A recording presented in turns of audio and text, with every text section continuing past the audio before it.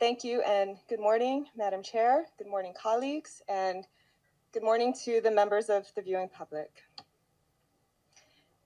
If the governor had come in to testify under oath today, we would have asked him to explain his actions. We would have asked him to explain his spending of public funds.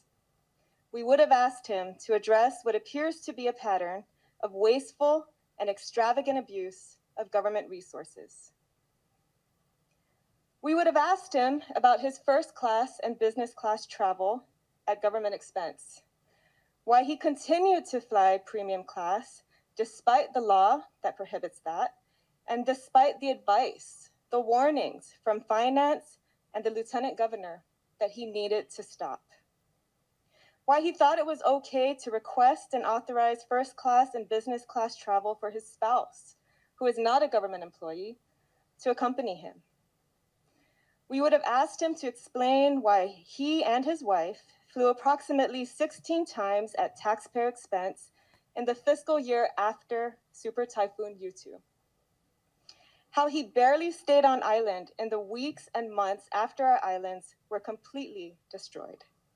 And how during this same period, while most people were suffering here without adequate shelter, power, or water, he was traveling, dining, and shopping extravagantly at taxpayer expense. We would have asked him to explain trips that appear to have been personal or political in nature with the very thinnest of justifications. A supposed meeting off island with unnamed potential business partners that looks like it was really just a campaign stop. A supposed meeting off island with federal officials that looks like it was really about going to a softball game. Altogether, Madam Chair and colleagues, since becoming governor, Ralph Torres has taken over 100 trips by plane and cost the government approximately $500,000 for himself alone, not including the travel expenses of all the people who accompanied him. He has also gone out on at least 85 trips by boat, either on police search and rescue boats or accompanied by DPS boats and police officers. Many of these outings appear to be fishing trips, recreational trips to Managaha and the Northern Islands, cruises at sunset and midnight. Taxpayers paid for the fuel, thousands of gallons. Taxpayers also paid for the entourage of police officers who accompanied him each time. The boating trip that really takes the cake was the governor's 3-week expedition to the Northern Islands that we all paid for last summer in the middle of the pandemic. He had DPS search and rescue boats, utility vehicles, and police officers go with him. He had DLNR send a boat and staff. He had generators from Homeland Security. He had MVA charter the boats and pay for meals, apparently for everybody. And MVA only found out later that these expenses were coming out of their budget, not the governor's office.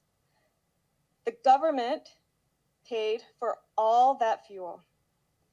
Deer were released into the wild illegally. The beach was set on fire. Fuel was stored on bare ground without containment, and poaching in protected places appears to have occurred. And he called it an ecotourism promotion. There was nothing eco about it, and not a single tourist came as a result. But what we did see, what we all saw, was plenty of video footage of Governor Torres on vacation with family and friends, fishing, eating, and enjoying our beautiful Northern Islands at taxpayer expense. With all these travels by air and sea, when did the governor ever find time to govern? We would have asked him how many credit cards he has, and to account for the 26 cards found among the hundreds of receipts he submitted to finance. We would have asked him why cards that appear to belong to other people are among his requests for reimbursement. We would have asked him how he could justify reimbursing himself for thousands of dollars for things like rifle cases and camping gear, expensive scotch that he may or may not have brought to a private party, a car battery for his personal van, a family's birthday lunch that he wasn't even part of, but that he claimed as a meeting. We would have asked him to account for all the electronics, all the hardware and yard equipment like wheelbarrows and chainsaws, the coolers and sporting goods that he claimed for reimbursement as office expenses. These were things that never actually made it back to the office.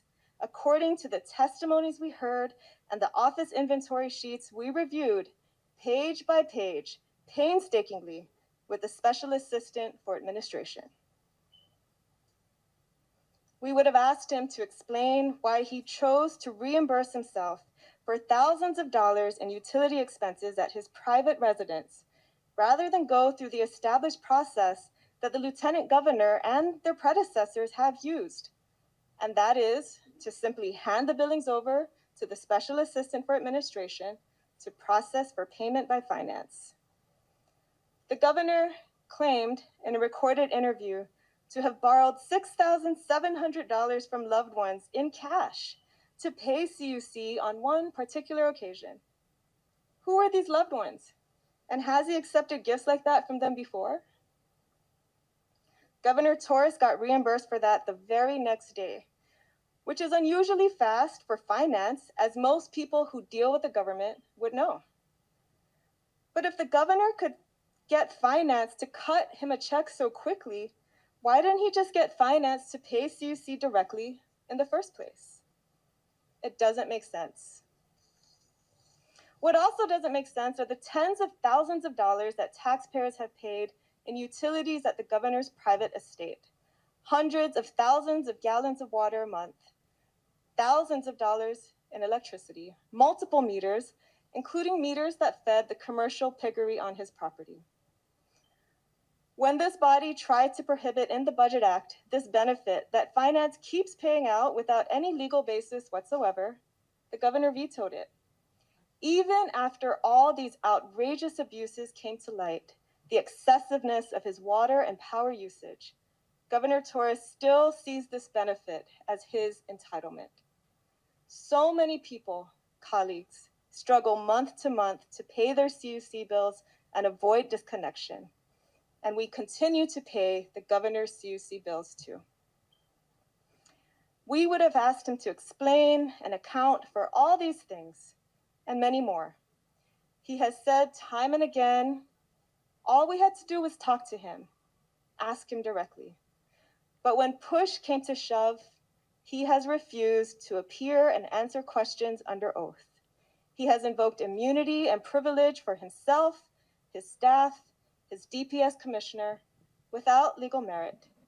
He has allowed his secretary to be held in contempt. So much for nothing to hide. Let's review the record with respect to our subpoena.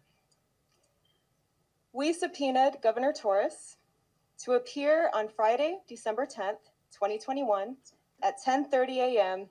pursuant to our investigatory powers under the law at Title I, Section 1301, to subpoena witnesses.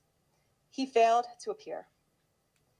We offered to take the subpoena away and have him appear voluntarily later that same day, Friday, to testify under oath and pursuant to our powers under Title I, Section 1301, to obtain evidence or information under other lawful means.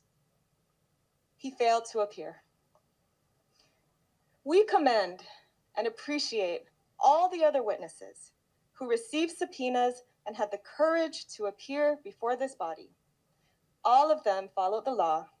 All of them followed the Constitution. Even Ms. Frances de la Cruz appeared. We held her in contempt for refusing to answer questions, but she at least appeared. Governor Torres has failed to do even that. We even gave him one more chance, the opportunity to purge himself of contempt by appearing voluntarily and testifying under oath today, Tuesday, at 10:30 a.m. He has not done so. Madam Chair and colleagues, we have made every effort to engage in a process of negotiation and accommodation to get the information required for our fact-finding investigation without a legal battle between the branches. In discussions with the Governor's Council, we proposed the option to have the Governor appear voluntarily under conditions of mutual agreement and testify under oath. But his only reply was the unserious and insulting suggestion to speak without any oath to ensure the truthfulness of his answers with only one member of this committee. That would leave us with no quorum to even constitute committee action. At this point, Madam Chair and colleagues, Governor Torres's reckless failure to comply has left us with no choice. And we do not take lightly our action today to enforce our lawful subpoena and hold him accountable for violating it. I therefore move to vote to hold Governor Torres in contempt for failing to appear or provide any testimony at 10:30 a.m. on Friday, December 10, 2021, in reckless disregard of our lawful subpoena.